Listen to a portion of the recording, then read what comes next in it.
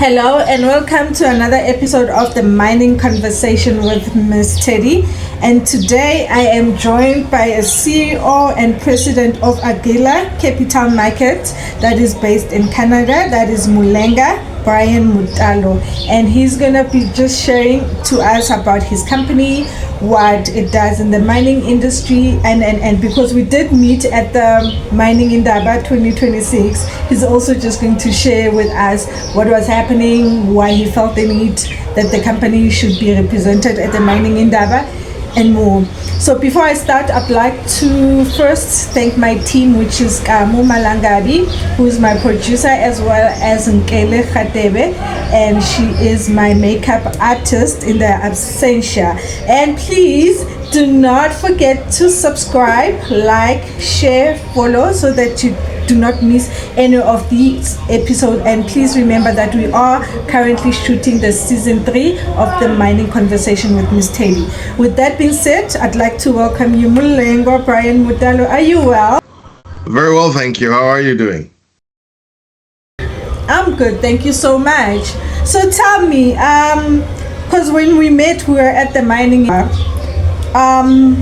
Just tell me or share your experience at the Mining Indaba 2026. I know you did also attend the one for 2025. So just take us through your experience. Aguilar Capital is an investment bank, which is basically a company that brokers transactions between those who need money and those who have money.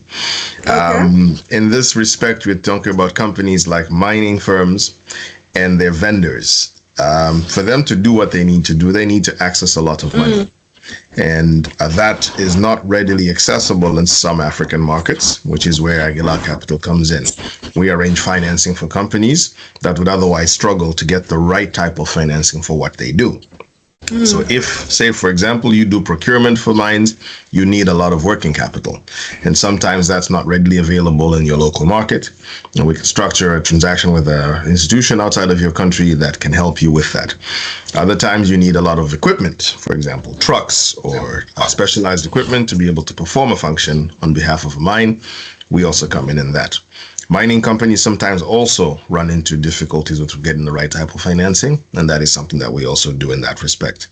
So for our company, in spite of being a firm that services companies across the whole spectrum, in terms of sectors, we decided that one of our strategic focuses would be mining, as most African economies are really resource-based.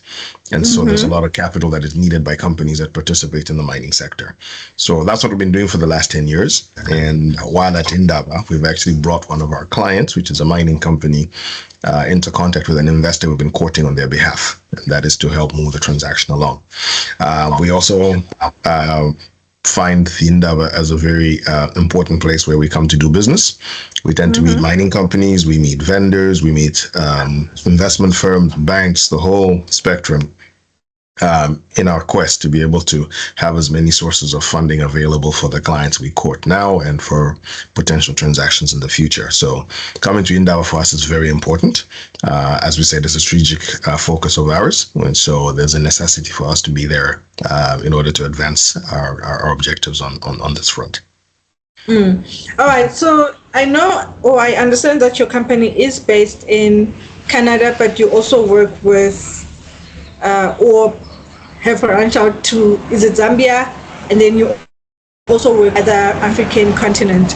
When you look at the mining industry, just comparing Africa and international, what is the comparison? How is Africa standing in terms of international point of view in your eyes? Okay. So if, say, just for an example, you come here to Canada, a lot of the mining companies, except for maybe a few really large ones, are actually owned locally, and that, they're listed on the local exchange. They can even get, early stage funding here because we also have a venture exchange, which is where new starting, new companies, especially mines in early stage, for example, in exploration, can easily just approach the market and they can raise capital for what they're trying to do, whether that's exploration, developing a mine, or ongoing funding needs later on in latter stages when it's actually operating. On the African continent, in most markets, if they do have a capital market, it's rather small. And so, for example, you're not going to have an exploration company list on the Zambian Stock Exchange. But in South Africa, it's possible because that's a much more developed, market that way. In fact, you will find maybe companies that have mining operations in other African markets might want to list in South Africa. In the same way they'll want to list in the UK, the US, or Canada, Australia, any of these major, capital markets, so to speak. So structurally, what you find is a lot of times, especially outside of a place like South Africa, maybe Ghana, even though it's beginning to change, or some of the North African countries, mines tend to be owned, especially large mines, by foreign firms. So the likes of your First Quantums, your Goldfields, etc., do own mines across several markets. They're not indigenous to those countries, but they tend to be the dominant players in those markets. But you come to North America, North American mines are generally owned by North American companies. It's one of the major differences. And like we say, the ability to access capital is also very different. It's harder on the African continent than it is in a lot of these other markets. You'll find that, their governments are also quite well heeled, and sometimes those governments also make it a strategic imperative to back mining companies in their countries in their quest to access resources. The Chinese, quite well known for doing that. To a lesser extent, the Indians, the Asian markets, North Americans in different shapes or form will support their mining firms, maybe by way of funding or making it a part of their foreign policy to help them access these things. As you're seeing in more recent times, the U.S. government is trying to counter the influence of the Chinese and other international actors by trying to invest in things like the Lobito Corridor and so on, to try and foster their ability to access those resources. And so in so doing, might even back some of the funding that some of their own companies will want when they come into Africa to try and do business. And to a lesser extent, though you'll see it, even though it's not as pronounced as what the Europeans or the Asians will do, you'll be able to access funding from some of their development financial institutions and things of that nature. So that really is kind of what the difference is. It tends to be a place where people come to extract, whereas the structure in these other markets is very different. So tell me, how important is it that as an investment company, you understand different, how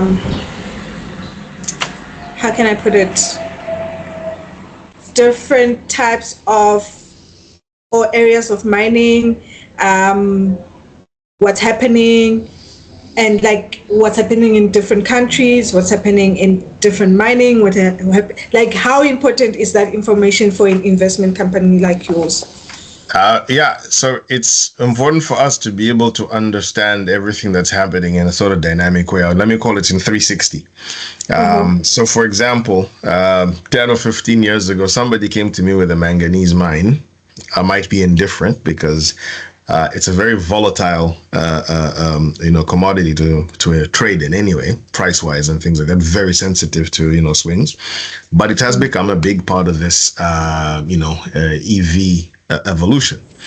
So the conversation to find money for somebody with a manganese mine is easier today than it was 15 years ago. But it's also important to understand why, because it's a key component in the development of EV batteries and things of that nature. So you need to be able to understand how all these things work together. If somebody comes to me and they're from a country and they say that, okay, we have uranium, great, it's useful. But okay, who's buying the uranium? We need to know. That's important. And as you're seeing the conflict between the US and the Iranians, it is a factor. So you have to be able to be aware of all those things together. The geopolitics are very pronounced right now. Just the year before last, somebody approached us with a project in Ghana for an oil refinery. But we usually get North American money from the US, Canada, even European money. But the engineering company that was putting it together was from China, and they were procuring the inputs from China. Now, as you do see, the American government or the current administration has, considers China their economic adversary. So I don't know how you would get an American investment fund to finance components being made in China So you have to have an understanding of how those things come together. So there are things that are feasible irrespective of the environment. For example, one of our clients produces gold. Everybody's buying gold, and there is really no geopolitical, consideration that would make that difficult to do. As long as we have the uncertainty that is in the world right now, gold is literally gold, and so if in that respect, that is easier to work with, so to speak. So it is important for us to be aware of all those things together. We have clients who sometimes, they have mines in a country like the Ivory Coast or Ghana. Everybody wants to invest in those. You mentioned certain other countries, and people might feel a little more reluctant just because of the political or the geopolitical ferment that is, taking hold in those countries. So those things are things that we have to think about when we're looking at our situations as to which transactions we can work on and which ones we think maybe need to wait until things change. Okay. So I know in South Africa, they are trying to push that there be more women involvement when it comes to the mining industry, youth involvement, and so how much of those companies do you work with, like women owned, youth owned, like are there any in your portfolios that you've noted that you'd love to work with, that you're working with? We want to work with them everywhere we find them. We want to, work with them. Of course, it's on merit, not strictly of the fact that, they're women owned or women led, but, they must also be capable. One of our biggest clients right now is an organization that's led and owned by a woman. And a lot of investors that we've put her company in front of have taken note of that, and they're very happy to try and do a deal. They've never done a deal with a company that is women led. It's something we encourage. And even for myself personally, attending the Indaba, very happy to see that there are more women as a proportion of, total number of people involved in the industry participating, young engineers, or trained in other fields, but are in some shape or form in the mining sector, whether working for a mining company directly or a company that is involved in the mining value chain somewhere. So we're seeing that, it's growing. Want to see more. I mean, I'm a father. I have daughters. I would like to be able to say that my daughters should be able to work in any field they choose, including mining. So if they decide to go in that direction, I want there to be that opportunity and not feel that being a woman is a disadvantage. So it's slow. The progress is there, but it's still a predominantly male industry, but that is changing, and I think the attitudes in general, I think that more and more people believe women are just as capable of men as participating in the entire value chain. We've seen women CEOs, they're speaking at the Indaba. We've seen women, like I said, in different functions, so they're very capable, and something we're happy to see and we encourage. So tell me, what are some of the challenges that as an investment companies you tend to face, especially because we are speaking about the mining industry? Within the mining industry, why are those that just make your job to be difficult at times, and you're like, why? So like we said, sometimes these geopolitical considerations work in your favor, sometimes they don't. So there are countries that have been considered pariah states, and if you're dealing with investors that come from those countries, they do not want to be seen to be investing in those countries, even if the opportunities are good, because of those risks. So that can make our lives difficult. More importantly, like I said, we're in the business of finding money for our clients. So the important thing is to be able to put our clients in the best shape possible to be able to attract capital. So depending on who you're dealing with, companies have different things going on. If their governance is not where it needs to be, their transparency, their financials, other pertinent things that, give confidence to investors. What investors want to see is good structure and, something that, that's credible, that they can put their money in and have reasonable expectation that they'll be able to get a return on their money and recover their capital. But if there are too many unknowns, that makes it very difficult for us to be able to close on a transaction. In a lot of African markets, I'll cite an example. For whatever reason, a lot of privately owned entities that are not listed, we're almost approaching the middle of the year. But their financials, for their audited financials for last year, have not yet been, concluded. That's a no-no in most, Western markets. Typically by April, May, the latest, and even that's late, your books for the previous year must be done at least 3 or 4 months after the close of the last fiscal year. But there tends to be this sort of lackadaisical approach to that in local markets, maybe because even local banks overlook that. But when you're dealing with international investors, that's a failure of due diligence. So it's just one example of that. Other things we see sometimes where too much of the decision making and so on is concentrated in one person because they own the company, is literally a fiefdom, and nothing will move without them. Now, if you own multiple mines, I don't know how you could do all of that decision making and so on. There are things that must be devolved to the people that work under you. So you build a structure that survives you. You can't be the structure. If you are the structure, if you take it out of the equation, the entire thing falls apart. And those are things that concern investors. So that's just a couple of examples. So having that governance structure, robust, that can survive a person. In order to do that, and I said there are external things we cannot control, geopolitical and so on. And then, like each country is different. Some are more orderly than others. I mean, I'll just cite an example. Doing business in Ghana, doing business in the Congo, DRC, two different environments with their own peculiarities. And you need to be able to navigate that, to structure a deal, to make an investor comfortable enough to back your client in those environments, because they're very different. I would say, and not in a way to disparage the Congo, but in certain respects, Ghana is more orderly than the Congo.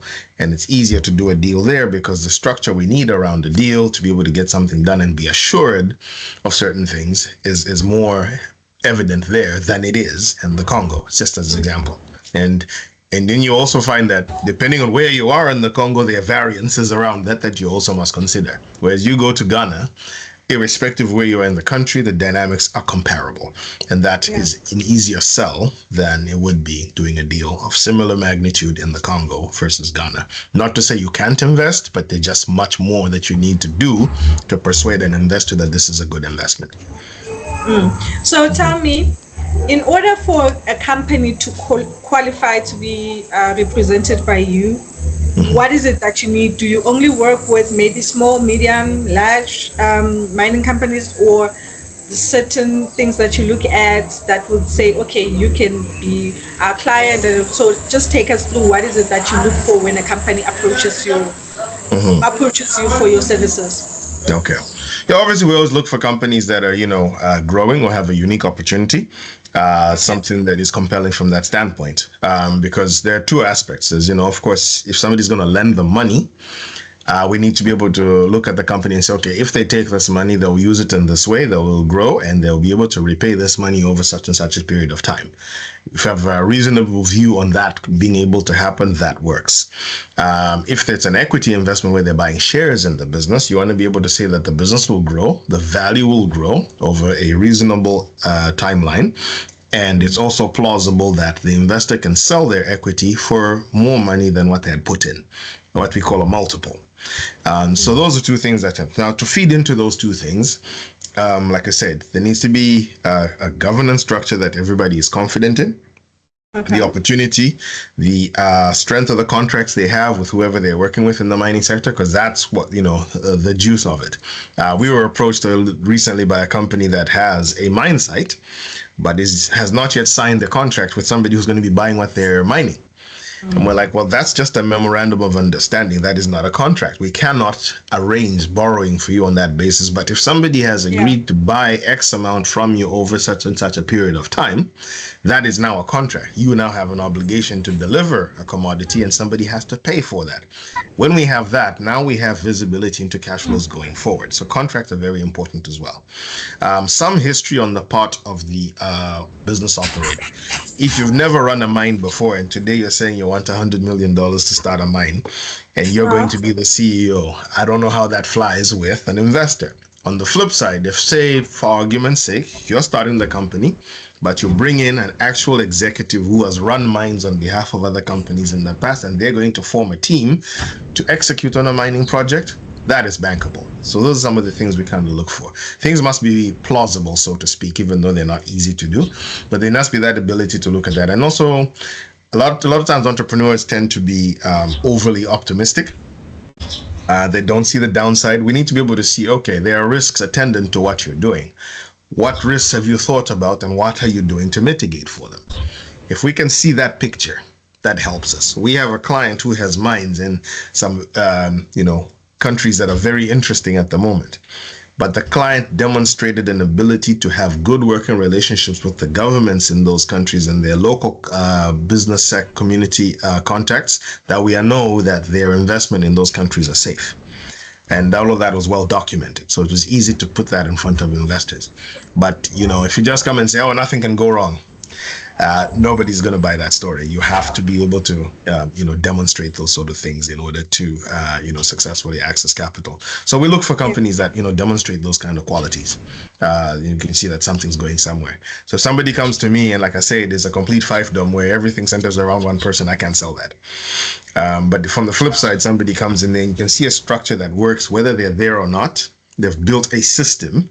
And, the governance works, the transparency, the financials are in place. You can see, you have a clear picture of what's going on. And you can see that in the environment in which they're operating, they're welcome there. And, they don't have the kind of issues that could be a risk to your investment. Those are people that you can work with. So those are the kind of things we look for. Yeah. Mm-hmm. All right, wonderful. Let's go back to the Mining Indaba. Mm-hmm. Why did you feel it was important for your company to attend? Like I said, I first met you in 2025 and then you attended again in 2026. Why? Well, for us as a company, attend the Mining Indaba? Cape Town is a nice place to come. It's nice to get away because, as you know, February is the middle of winter here in Canada, so it's nice to go somewhere sunny. That helps. Mm-hmm. But more importantly, for the company, much as we are sector agnostic in that we service companies in every sector, mining is a strategic focus for us because a lot of African markets, a lot of African economies are resource sector based. So a big part of how the GDP in those countries is generated is centers around some form of mining. Mining companies and companies in that value chain need capital. We're in the business of raising money, so it only makes sense that many of the companies or a lot of people that we try to raise money for are in the sectors because of their importance to these economies. All right.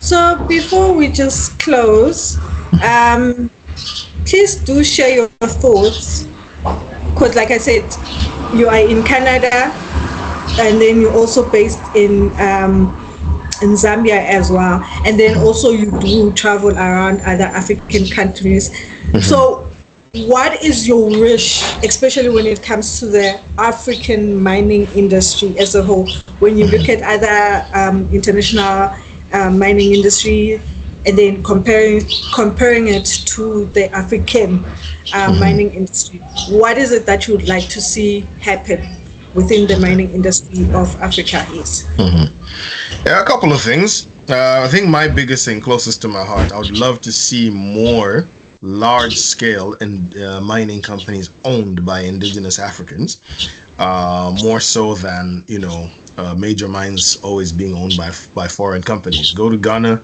go to the Congo, come to Zambia, and other mining jurisdictions. The biggest mines are typically run by foreign entities.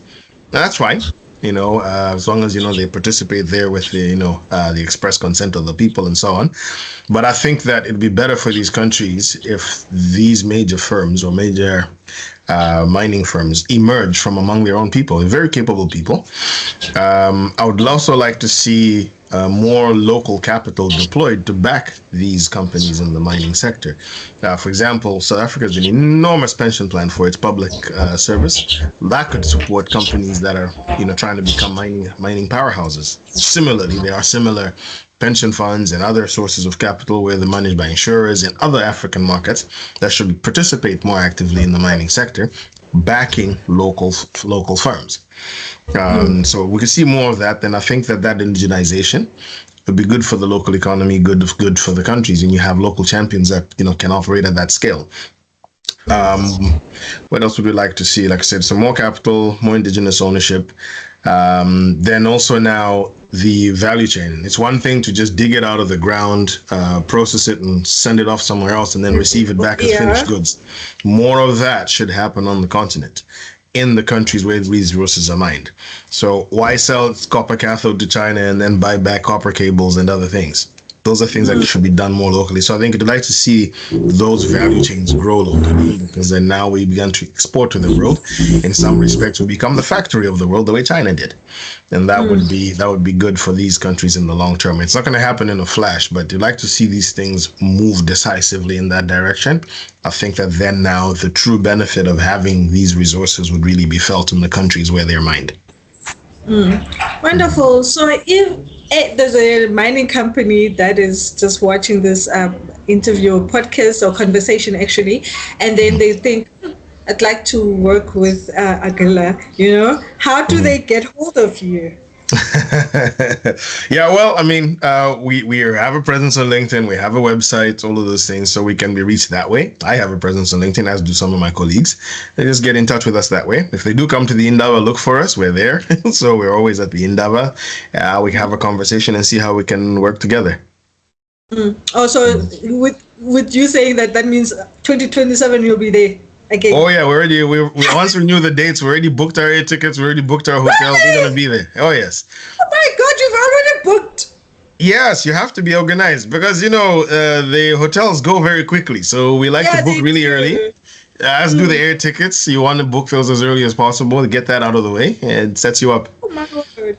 Yeah. That's crazy. Oh God. So wow, thank you so much for this conversation. And so in closing, let me just say that was Mulenga Brian Mutale, of a CEO and president of Aguilar Capital Markets in Canada and also in Zambia. But he does work with mining companies all over the world. If you want to reach him, you do reach him on his social media platforms or the company's social media platform, as he explained. So with that being said, thank you so much for watching this episode, and please do not forget to like, subscribe, share and follow so that you can see more of this conversation. And also let me not forget to thank my team, which is Kamo Malangabi, who is the producer of the podcast, as well as Nkele Khatebe, who does my makeup. So until next time, goodbye. Thank you. All right.